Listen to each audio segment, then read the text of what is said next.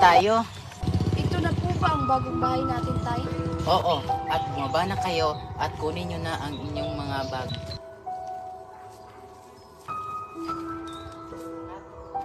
Okay lang ba sa inyo ang bagong bahay natin?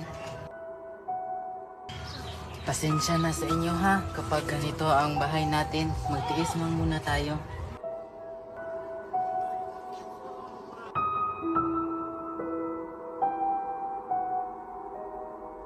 Ano ba ang bagong ganap dito sa lugar natin?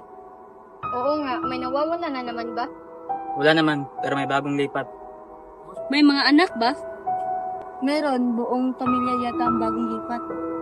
Naku, may bago na namang mabibiktimang bata. Hindi naman siguro mangyari yun kung mag-iingat sila. Hindi siguro nila alam ang mga kababalaghang nangyayari dito.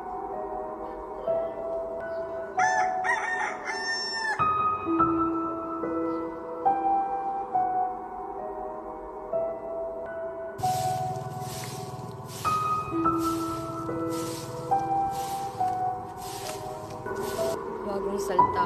Nay, kapitbahay po ba natin yung babae?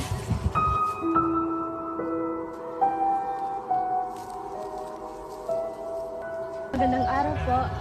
Kami po yung bago niyong kapitbahay. May kailangan po ba kayo? Mag-ingat kayo, lalo na't mga bago kayo rito. Bantayan mo maigi ang mga anak mo. Ano po ibig mo sabihin?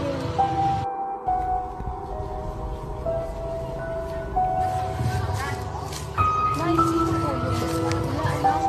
Umakit na tayo sa loob.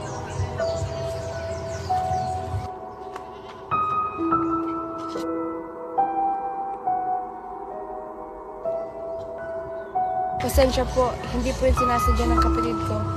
Tumili ka ng tawad.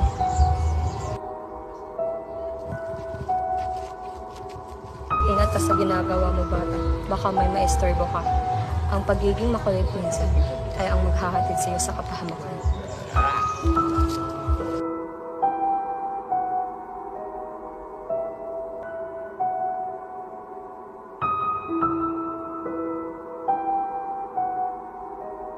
Tao po! Tao po! Ano po yun?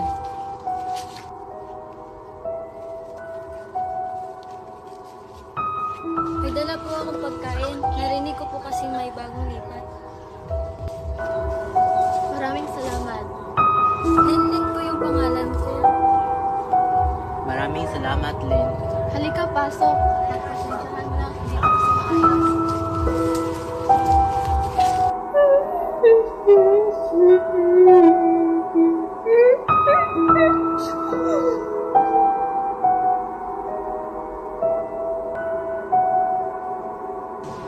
Ano kaya yung ingay kagabi?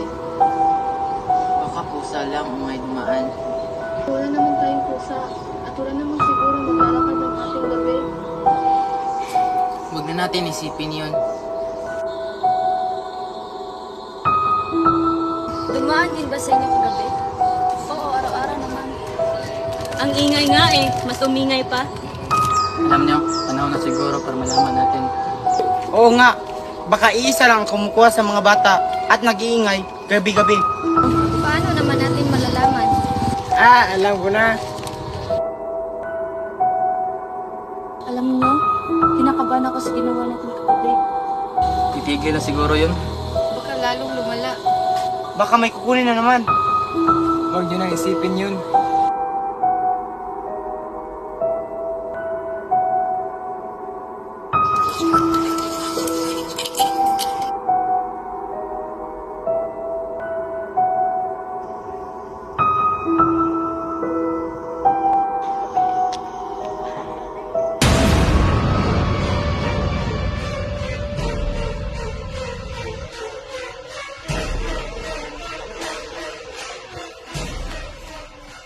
Ay! Tay! Ano yun, anak? Si Enzo po, nawawala. Ano?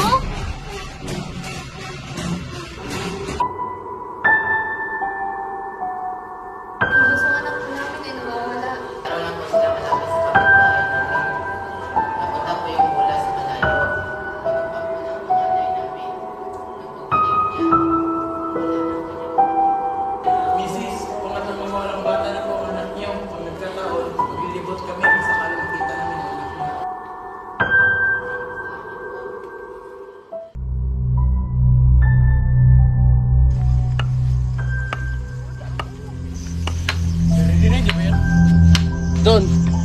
nanggagaling yung tunog.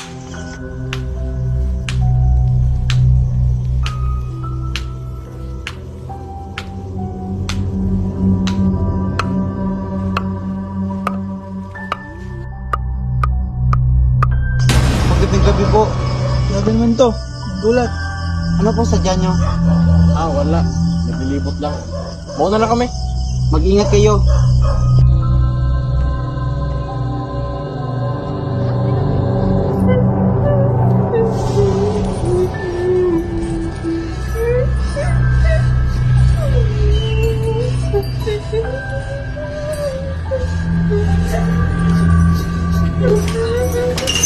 Napakaingay niyo naman!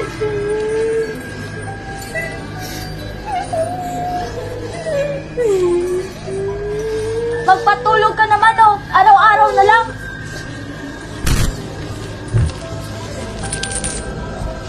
Aba, ang ingay!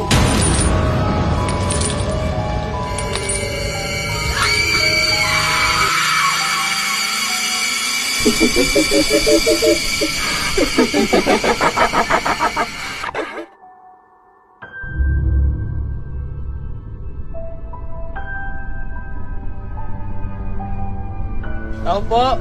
Tao po. Nay, tay, may mga pulis po at tanod.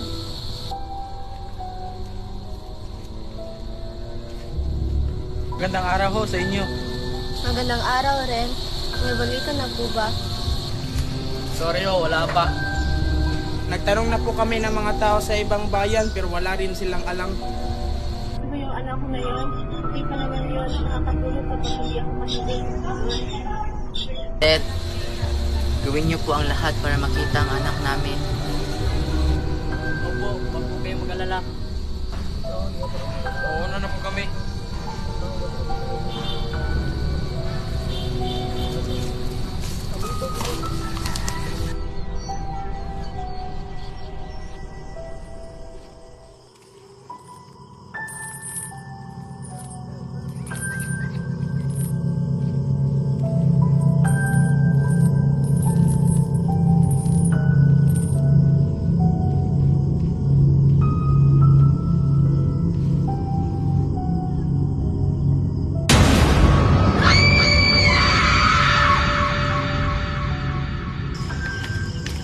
Saan ka galing?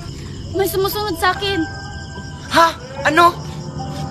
Yung nakita nila, nakita ko rin. May nakakita na naman ng Red Lady. Totoo na ata siguro to. Pareho tayong balitan kung nasa ng umaga. Alaman din natin yan.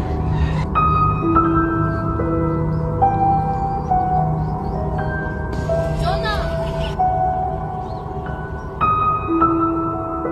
Pwede bang magtanong? Hindi siya. Hindi siya ang kumukuha ng mga bata. Sino siya? Ang babaeng nakaputi. Ang may dalang kadena. Kilala niyo po ba siya? Namatay siya dahil sa pagmamahal. Ang pagmamahal na sumira ng buhay niya. Pinatay siya ng aming pinakamamahal. Alam niya ang totoong pagkatao ng lalaking minahal niya pero nabulag siya. Nagbunga iyon dahil nabuntis siya. Hindi niya ito agad ipinaalam sa lalaki dahil sa takot. Pero sa kasamaang palad ay napatay siya ng kanyang asawa. Naganap ang lahat na iyon sa may puso. Kasabay ng pagkamatay niya ay ang pagkamatay din ng kanyang anak.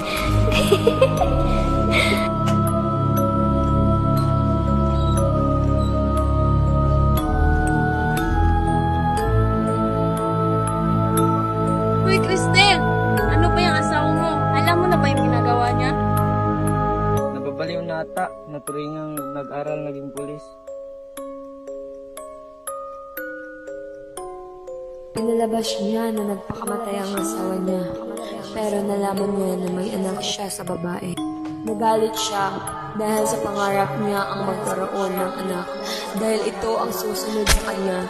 Siya ang pumapatay noon dito sa lugar na to. Na natiling misteryo.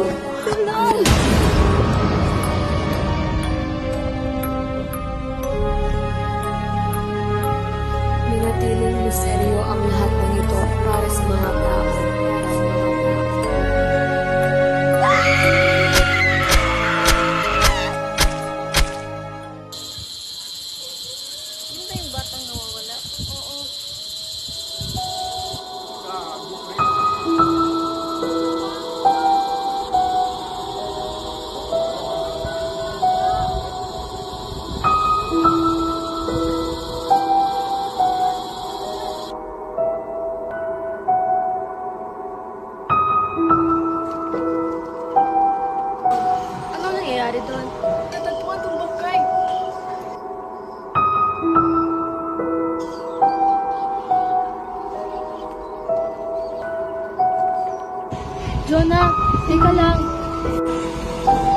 Tinatanong ko sana kung may ebidensya ba yung pulis na yun ang pumatay sa anak namin. Merong nakakita habang pinapatay ang anak mo. Sino? Sino po ang taong yon? Mamaya, kakausapin ka niya. Siya mismo ang pupunta at kakausap sa iyo.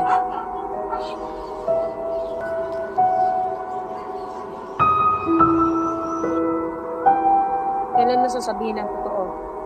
Ano ang ibig mo sabihin? Alam ko, nakita ko. Alam mo kung sino ang pumatay. Wala akong alam sinasabi mo. Hanggang kailan mo itatago? Hanggang sa may mabiktima na naman ulit? Papatayin ka ng konsensya mo. Ayoko lang madamay.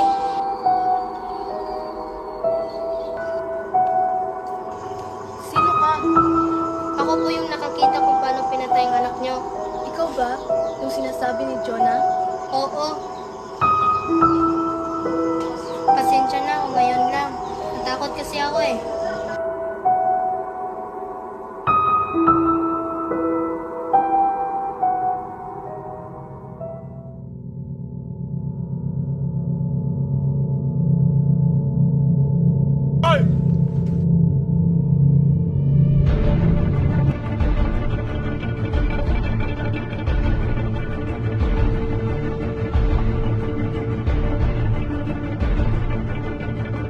Ito na! Pagbayaran mo ginawa mo! Matay mo na ako bago sumuko!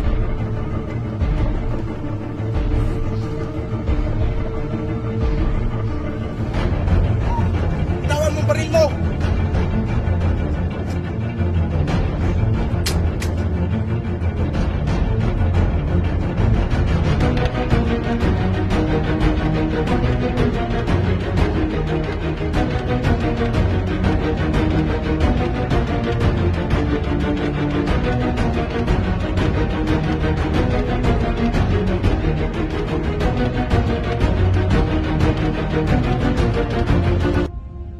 Pagkatapos ng lahat na nangyari, ay nagkaroon na ulit ng tahimik na pamumuhay ng mga tao sa kanilang lugar. Kabilang na dito ang bagong saltang pamilya.